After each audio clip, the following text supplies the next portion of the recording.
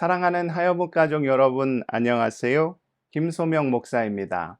오늘도 주의 말씀 앞에 서신 모든 분들을 진심으로 환영하고 축복합니다. 하나님께서 오늘도 모든 주의 자녀들에게 놀라운 복을 허락해 주실 줄 믿습니다. 이 시간 말씀은 예레미야 4장 5절에서 6절입니다.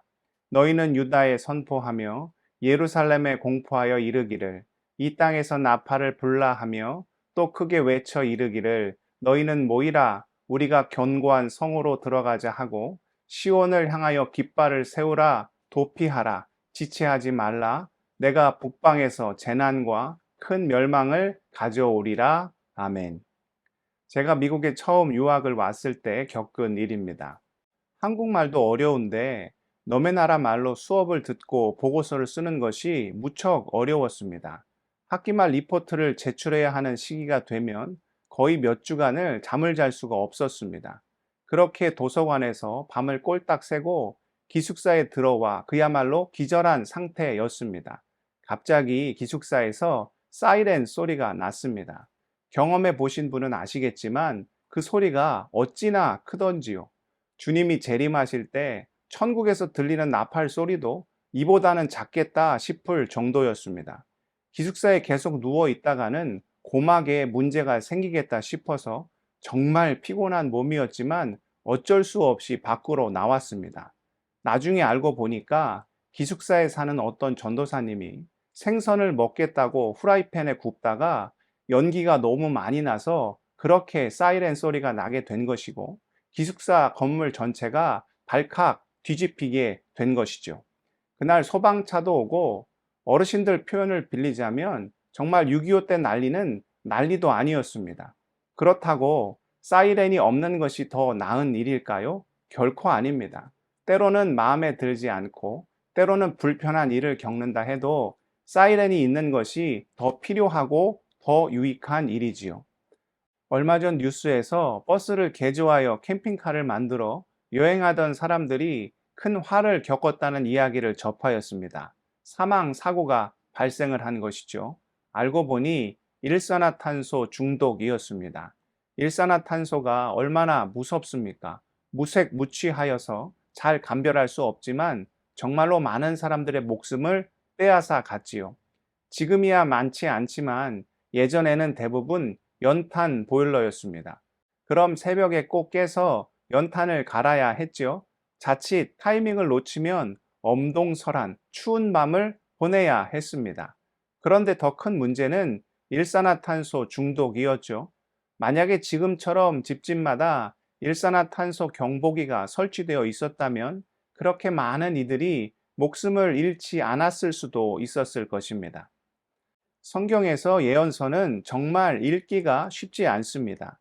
율법서야 역사도 나오고 또 믿음의 선조들이 고난 속에서도 하나님을 의지함으로 그 어려움을 이겨낸 귀한 이야기가 담겨 있으니 읽으면 많은 은혜를 받을 수 있습니다. 시편이나 잠언과 같은 시가서도 아름다운 믿음의 고백이나 귀한 삶의 지혜가 담겨 있으니 많은 위로와 감동을 받지요. 그런데 예언서는 맨 경고의 메시지입니다. 회개하라, 심판을 받을 것이다. 우상숭배에서 벗어나라, 무서운 화가 임할 것이다. 이런 경고의 음성이 그 안에 가득하니 읽는 것도 한두 장이지 계속 이런 내용을 접하면 자연스럽게 성경책을 덮거나 아니면 신약의 복음서로 넘어가게 되지요. 그러나 어떻습니까? 앞서 말씀드린 대로 때로는 우리를 불편하게 하고 힘들게 하여도 그 사이렌 소리가 결정적인 순간에 우리의 목숨을 구해주는 것처럼 예언서의 불편한 메시지가 우리를 영적 위험에서 보호해 준다는 것이지요. 우리의 삶을 우리가 다 예측할 수 있다면 이런 보호장치는 사실 필요가 없습니다. 언제 사고 날지 알고 있으면 보험을 들 필요가 없고 절대 불이 나지 않는다 생각하면 각종 경보기나 소방서가 필요 없으며 절대 도둑이 들지 않을 것이다 생각하면 보안장치나 경찰서가 필요가 없지요. 그런데 이는 현실에서 불가능한 일입니다. 우리의 연약함으로 인해 미래를 예측하고 스스로의 능력으로 모든 것을 감당하는 것이 절대 불가능하지요. 하물며 영적인 일은 어떠하겠습니까? 우리 스스로 죄의 문제를 감당할 수 있습니까? 성경은 말합니다. 베드로전서 5장 8절입니다.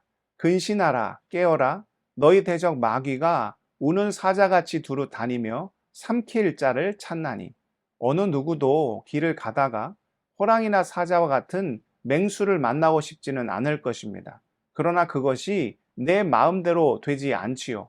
오늘 말씀에 등장하는 유다도 처음부터 우상 숭배나 욕망과 욕심에 빠져 악을 행하며 여호와의 목전에서 가증한 일을 행하고자 하지는 않았습니다.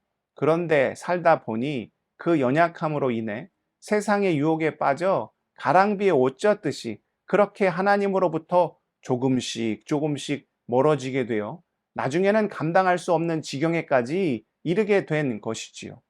정말 우리를 넘어뜨리는 악은 일산화탄소와 너무 닮아 있습니다. 우리도 모르는 사이에 우리의 삶에 깊숙이 침투하여 생명의 호흡, 말씀의 호흡, 은혜의 호흡을 멈추게 합니다. 이는 우리의 능력으로 결단코 막을 수 있는 것이 아닙니다. 그럼 어떻게 해야 합니까? 우리 삶에 영적 경보기를 설치해야 합니다. 주님이 우리에게 보내시는 영적 경고음을 들어야 하지요. 물론 그것이 당장은 우리를 부담스럽게 할 수 있습니다. 기숙사의 사이렌 소리처럼 거추장스럽게 느껴질 수 있지요.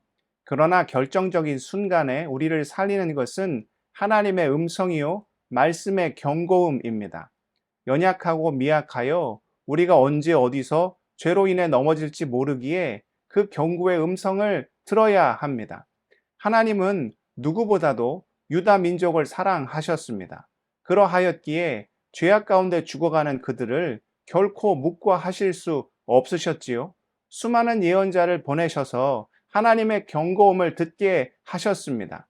그럼에도 안타깝게 유다는 그 음성을 듣지 않았습니다. 하나님께서는 바벨론을 통하여 그들을 심판하시기로 작정하셨고 예레미야는 자기 동족을 향하여 그 무서운 징계를 선포해야 했습니다. 그럼에도 유다 민족을 사랑하시는 하나님의 마음은 결코 변함이 없으셨습니다. 바벨론을 통한 심판마저도 결국에는 유다를 죄에서 멀게 하는, 그들을 죄악에서 건지시고자 하시는 하나님의 놀라운 구원의 계획 안에 있는 일이었기 때문이죠. 그래서 예레미야와 같은 예언자는 무서운 심판을 이야기하면서도 끝까지 어떤 음성을 들려주었습니까? 오늘 말씀 14절입니다. 예루살렘아, 내 마음의 악을 씻어버리라. 그리하면 구원을 얻으리라. 내 악한 생각이 내 속에 얼마나 오래 머물겠느냐. 예레미야는 끝까지 회개를 선포하였고 구원과 치유와 회복을 이야기하였습니다. 이 음성을 듣는 자는 삽니다. 사이렌 소리를 듣고 죄악에서 뛰쳐나와 다시금 하나님의 그 자비와 긍휼의 품에 안기는 자는 하늘의 생명을 얻을 수 있지요. 그러나 어떻습니까?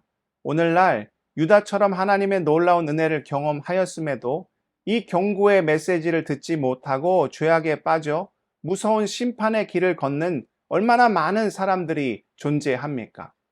어찌 보면 지금의 교회가 많은 이들에게 지탄을 받고 또 걱정거리로 전락을 한 이유는 세상을 향하여 영적 경보기 역할을 하기는커녕 듣는 귀조차 상실하여 마치 일산화탄소에 중독된 것처럼 욕망에 중독되고 욕심에 사로잡혀 있기 때문이 아닐까 합니다.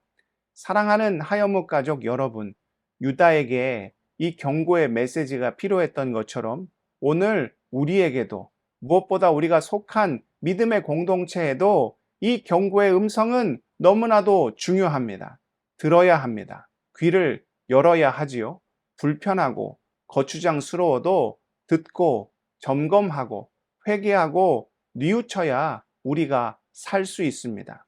오늘 주시는 이 귀한 말씀을 마음에 새겨 우리가 이 경고음을 들을 뿐만 아니라 또한 우리가 영적 경보기가 되어 속한 믿음의 공동체와 죄악에 물든 세상을 향하여 주의 사이렌 소리를 전할 수 있기를 축복합니다. 기도하시겠습니다. 사랑의 하나님, 우리가 주의 음성을 듣기를 원합니다. 주의 말씀 앞에 서서 우리의 죄를 자복하고 회개하여 의와 진리의 주의 능력 가운데 바로 서게 하시고 또한 우리가 우리 공동체 가운데, 죄악된 세상 가운데 그 음성을 전하고 선포하는 주의 통로가 될 수 있도록 우리를 사용하여 주시옵소서. 무엇보다 우리 하여목 지체들의 모든 어려운 삶을 주님 다 아실 줄 믿사오니 은혜의 손으로 덮어주시고 능력으로 함께하여 주셔서 주 안에서 참된 평화와 위로를, 세상은 줄 수도 알 수도 없는 기쁨을 오직 주 안에서 누리며 살아갈 수 있도록 모든 주의 자녀들 붙잡아 주시옵소서. 이 모든 말씀 예수 그리스도의 이름으로 간절히 기도드리옵나이다. 아멘.